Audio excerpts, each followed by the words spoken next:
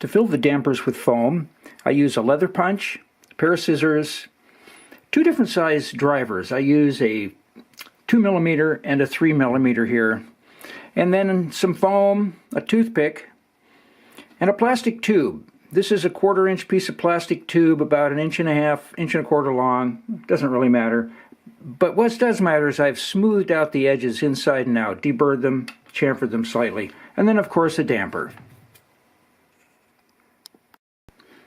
It's best to use a open-cell polyurethane foam. I've been using these segments from a camera case. They are perfect. They are the right consistency, and I can get 3 of them out of an individual segment. They work out really, really well. It's okay if they're a little tall, because you're going to put them in this way. Next thing I'm going to do, just cut the edges off. This makes getting them in the tube much easier. Not to take too much. This is just the part that always hangs up, and it'll also make for very nice even distribution once inside the damper, because you have something more,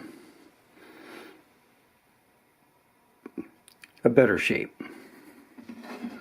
Now, at this point, we have to make a decision on whether you're going to lock the damper or not. If you're not going to lock the damper, or if you're going to use dental floss, then just take the toothpick, find the middle, and try to work it down the center as best you can. You want it to come out in the middle. If you don't, try again. There you go. That's pretty good. Now you're going to want to pull the toothpick right down to where the tip is just visible and work that end round. I'm going to try to pinch this into a cylinder and then work it into, I'm sorry my fingertips are in the way, but that can't be avoided. You get it in there. So the toothpick really helps keep it aligned. So you want to use a back and forth twisting motion to work it in. Don't use a full circular motion or you'll twist the foam. The idea is to try to keep it straight. See, now if you can see down inside there, it's right in the middle. I don't know if you can see that or not. Anyway, when you get it in there, pull the toothpick out. Now the next thing we want to do, if you're going to use dental floss, you don't have to punch a hole in the bottom, but I'm going to, because I'm going to demonstrate different ways to do this. So we're just going to slip this over the punch best we can and center that over the anvil. Try to show you this way too. Get it centered over the anvil. Give it a squeeze, a twist. That'll make a perfect hole in the bottom. Now, we're going to work the tube into there, right into the damper, and push it all the way down till you see it at the other end. Here,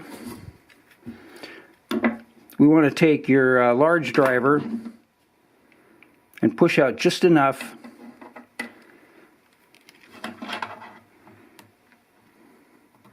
to where you see it come out, and you can actually pinch the end of that foam. Now take the driver out, and with a twisting motion, pull that tube out. Checking the foam. You don't want it to come out too early. As soon as you feel it up toward the lip, pinch the foam, pull it out, and there it is, right where it belongs, underneath the mounting lip. You can push this end back down under the mounting lip, maybe with a small driver, work it into the top bellow, and there you will have a damper with perfect distribution of the foam. Now from here you can mount this damper, and if you're using floss, just run a needle with the floss in it right through that damper after you install it. To fill a damper that we're going to use for a factory lock pin, we're going to take the foam and actually punch a hole down the middle with a leather punch. I've tried this with an X-Acto knife. It doesn't work that great. You could probably do it. I found it a little frustrating. So again, we're going to center the punch on one end, center the anvil on the other, give it a twist,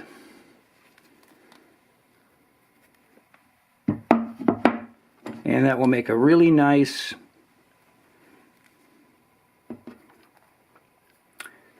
I want to say a 3mm hole. That's the number 4 on my punch. Works out pretty well. Now we're going to use the same principle.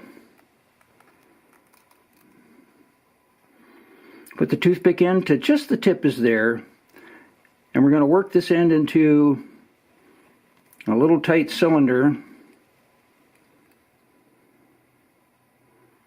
and we're going to start it into the tube, twisting back and forth, keeping the toothpick centered down the tube.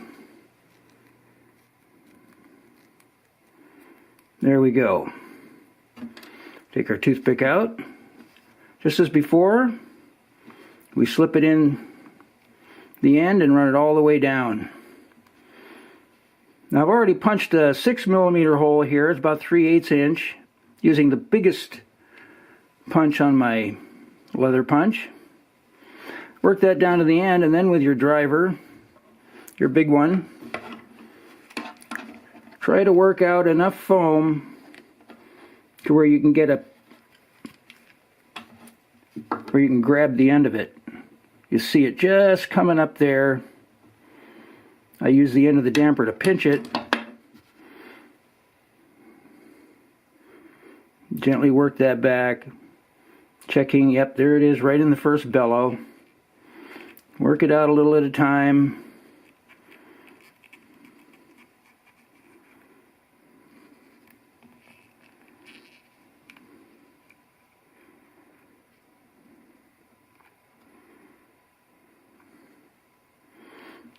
And there it is, right down at the first bellow and right at the bottom.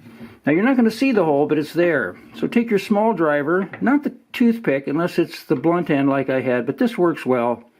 Just fish around, you'll find it, it's right there. It's just got closed up in the process. So give it a roll with a little pressure on your finger.